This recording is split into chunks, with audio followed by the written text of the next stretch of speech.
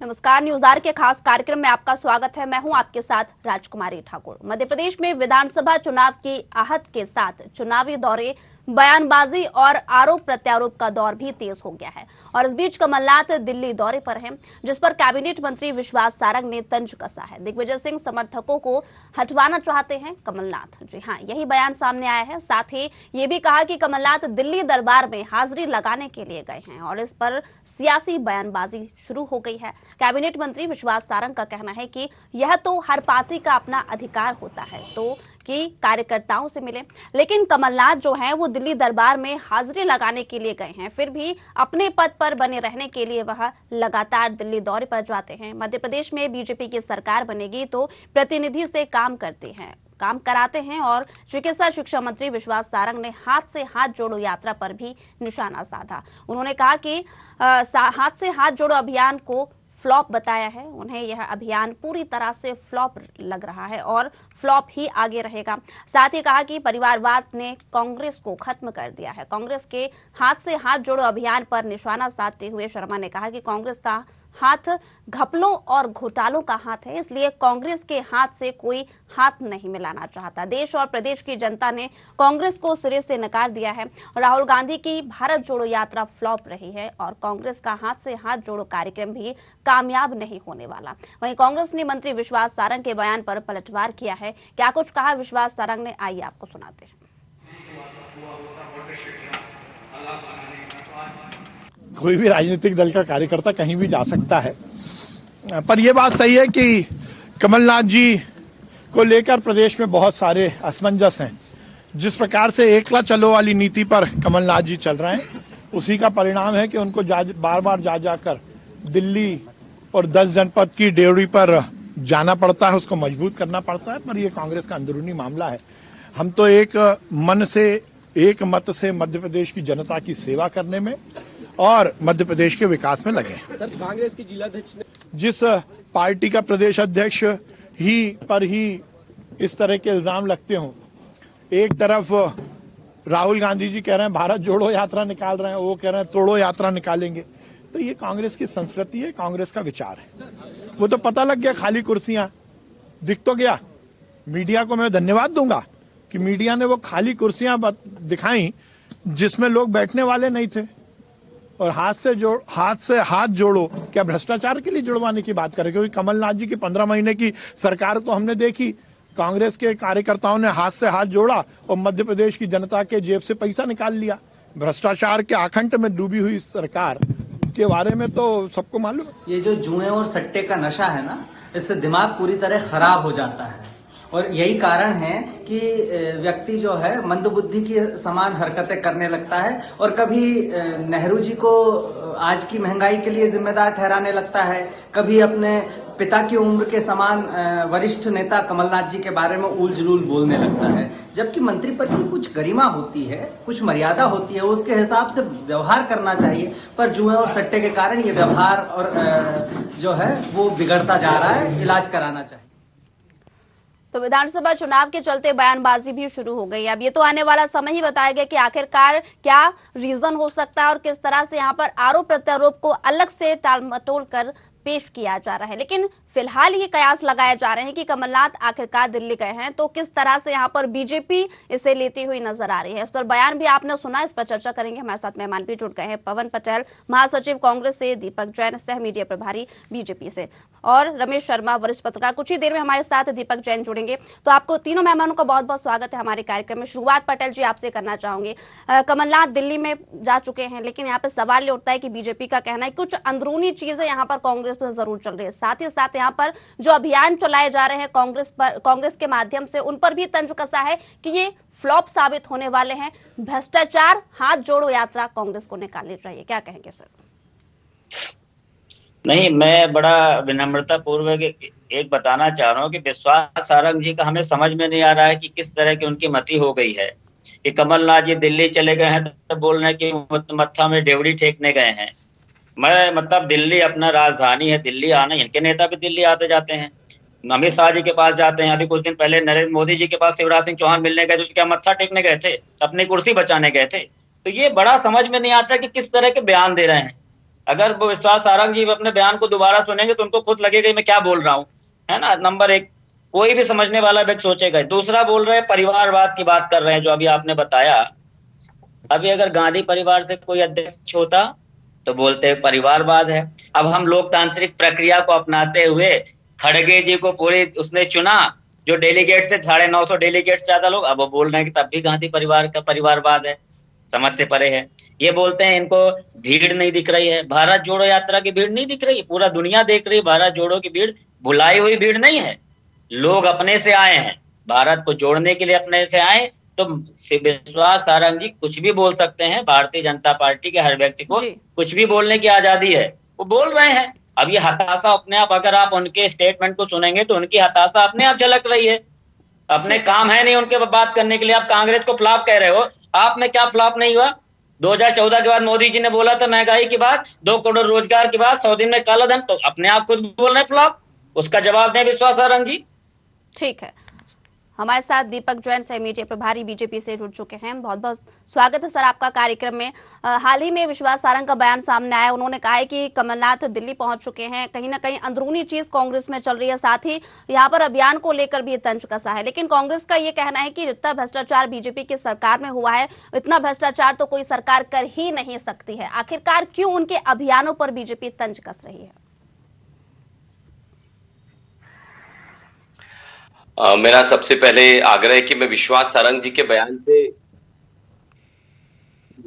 से बिल्कुल सहमत हूं कि जिस प्रकार से अंदरूनी उठापटक जो कांग्रेस की सरकार में चल रही है, वो हम सबको दिख रही है कि एक पूरा त्रिकोण बना हुआ है, गोविंद सिंह जी का, दिग्विजय सिंह का और कमलनाथ जी का। कौन किस तरफ जा रहा है, कौन क्या कर रहा है, ये पूरा प्रदेश देख रहा है। तो निश्चित रूप से जो एक संकट कांग्रेस में संगठनात्मक छाया हुआ है, वो हम सबको ध्यान में आ रहा है। और घोषणाओं के बाद जिस प्रकार से अध्यक्षों को होल्ड करना और पुतला दहन होना, मतलब बड़ा शर्मनाक है कि एक सबसे पुरानी राजनीतिक पार्टी इस देश की, उसके कार्यकर्ता अपने ही अध्यक्ष जो निर्वाचित जो हुए हैं उनका पुतला जला रहे हैं। तो ये उनका अंदरूनी मामला, उसमें कोई मैं टिप्पणी नहीं कर रहा, लेकिन आपके ध्यान में लाना चाह रहा हूं मैं, वो अगर पुतले जलाएं तो उनकी मर्जी है। लेकिन मैं बिल्कुल इस बात से सहमत हूं कि कमलनाथ जी जिस प्रकार से सरकार को नहीं चला पाए, वो ठीक है सर, न विपक्ष की भूमिका निभा पाए। ठीक है। और रही बात हाथ से हाथ जोड़ो की बात, तो प्रियंका गांधी उसका नेतृत्व करने वाली है। तो प्रियंका गांधी जी ने तो एक बात और कही थी कि बेटी हूं, लड़ सकती हूं। उसका क्या हुआ? राजस्थान में बेटियां स्टैंप पेपर पर बेची जा रही हैं, उनकी सरकार है वहां पर, वहां जाकर कहीं क्यों नहीं लड़ती है? ठीक है, शर्मा जी से मेरा फिर जो अभियान है सारे, चाहे हाथ से हाथ जोड़ो हो, चाहे इंदौर, चाहे वो इंदौर में आके जिस प्रकार से इन्होंने भारत जोड़ो यात्रा किया, या पूरे प्रदेश में जिस प्रकार से लोग उसमें जुटे, भारत को तोड़ने वाले लोग जुटे, पूरा देश उसको देख रहा है। तो ये कहीं भी कोई भी अभियान कर ले, कुछ भी कर ले, उनके कहीं भी कोई समर्थक नहीं है, कुछ नहीं है। ठीक है, आऊंगी पटेल जी आपके पास भी। शर्मा जी आपसे सवाल है कि कमलनाथ की अगर बात की जाए तो कई तरीके से अपनी पार्टी को आगे बढ़ाने की यहाँ पर कोशिश की गई है, लेकिन अभी हाल ही में आपने सुना कि कहा गया है कि कमलनाथ अपनी पार्टी को, अपनी सरकार को ही नहीं बचा पाए, और अब ऐसा समय आ गया है कि जो नेता और जो कार्यकर्ता खुद की पार्टी में है वो छोड़कर जा सकते हैं। क्या कहेंगे सर? देखिए, ये बात दो चीज है। सबसे पहले तो कमलनाथ जी की दिल्ली यात्रा, तो निश्चित रूप से ये कांग्रेस का अपना अंदरूनी उनकी रणनीति है, और उनका कौन नेता कहाँ जाता है और किससे मिलता है, ये उनका अपना हित और अपने निर्णय होते हैं।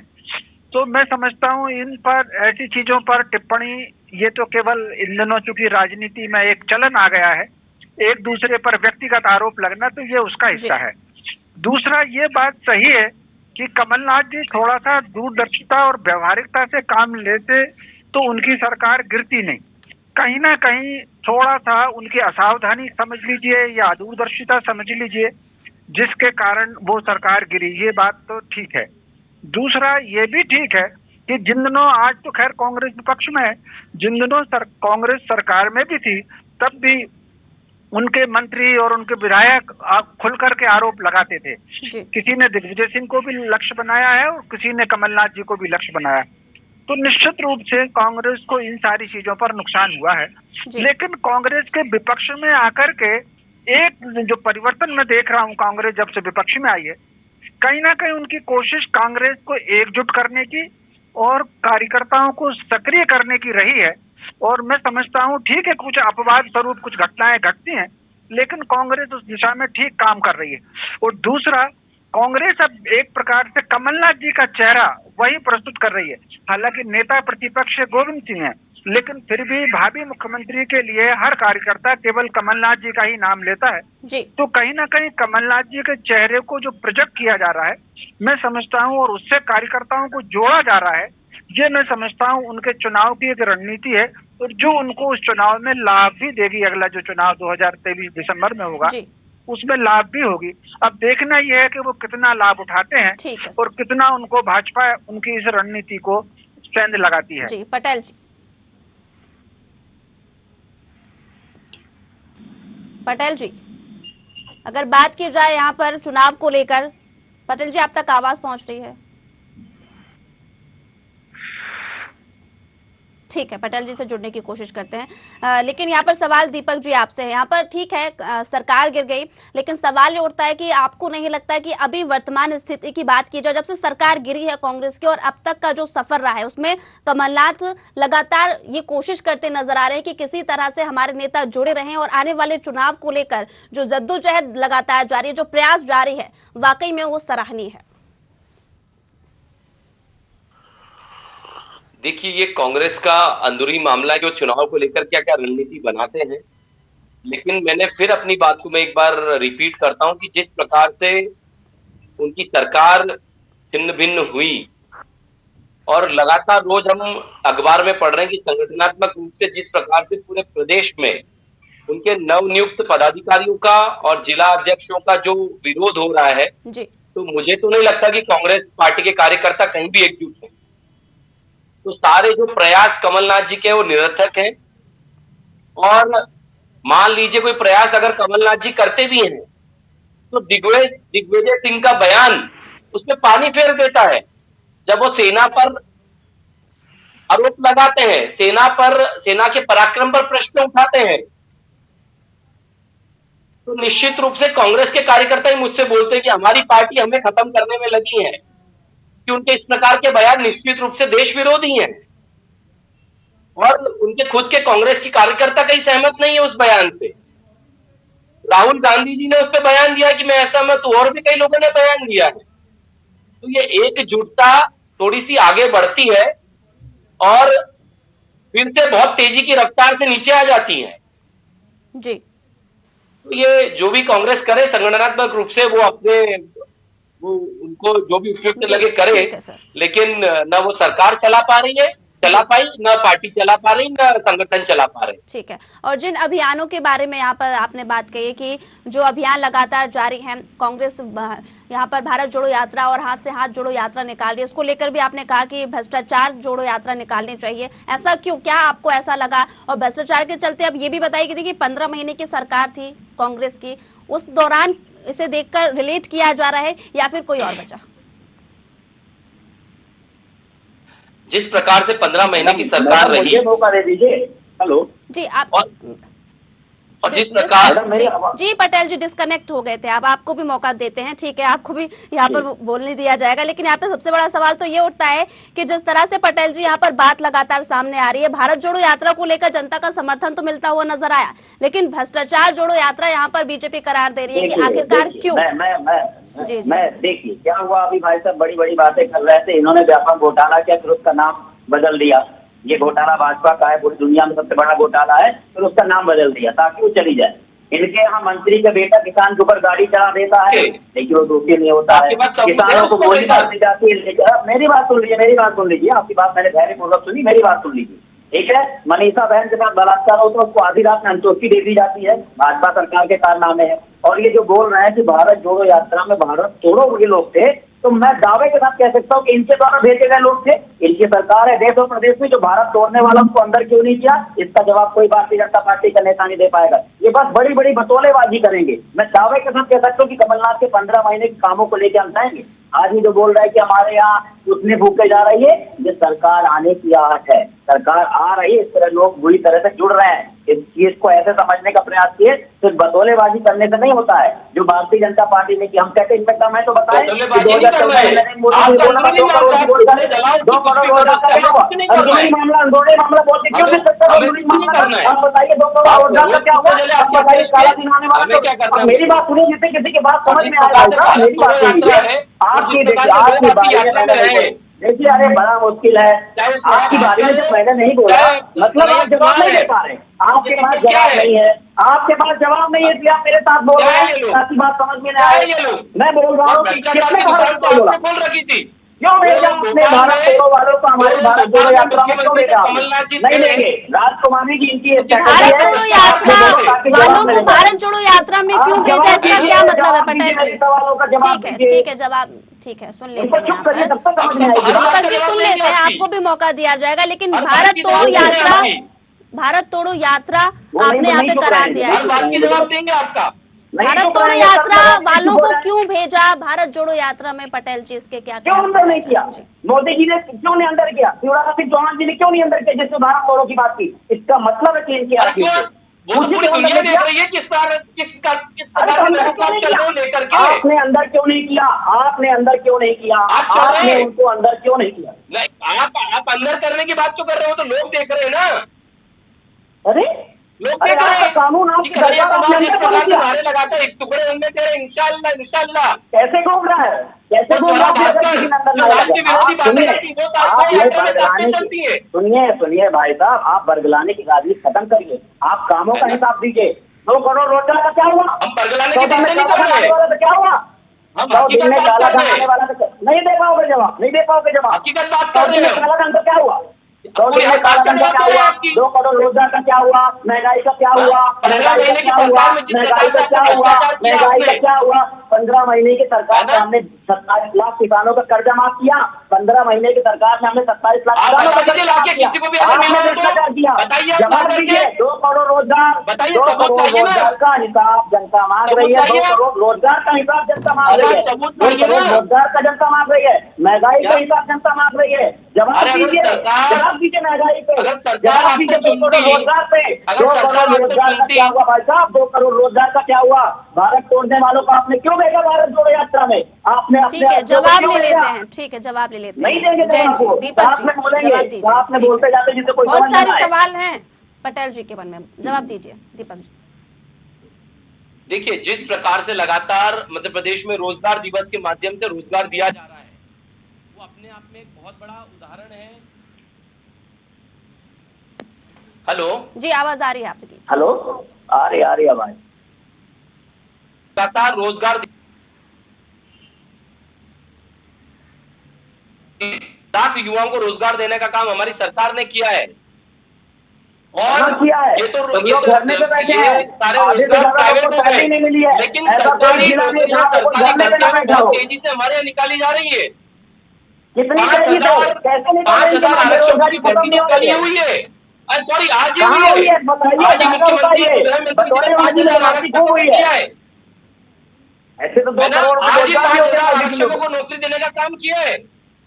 अरे भाई साहब, बोलने से नहीं होगा। लोगों को नहीं मिल रहा है रोजगार, रोजगार नहीं मिल रहा है, रोजगार नहीं रहा है। 2 व्यक्ति सरकार में, 2 व्यक्ति आपकी सरकार के सिर्फ ट्रांसफर प्रमोशन के पैसे लेते थे भोपाल में। कौन लेता था? पकड़ो ना उनको।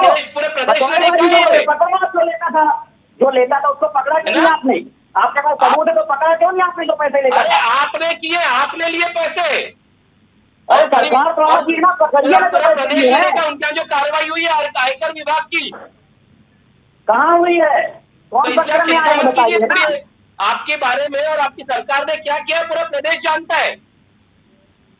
वाह, वो तो दुर्भाग्य से हमारी कुछ सीटें कम हुई है, जबकि वोट प्रतिशत तो हमारा ही ज्यादा था। ठीक है, अब मेरा सवाल शर्मा जी से। शर्मा जी, यहाँ पर पटेल जी ने जो अधूरे विकास के वादों को लेकर बीजेपी पर कटाक्ष का है, जो वादे गिनवाए हैं उन पर सर आपकी प्रतिक्रिया?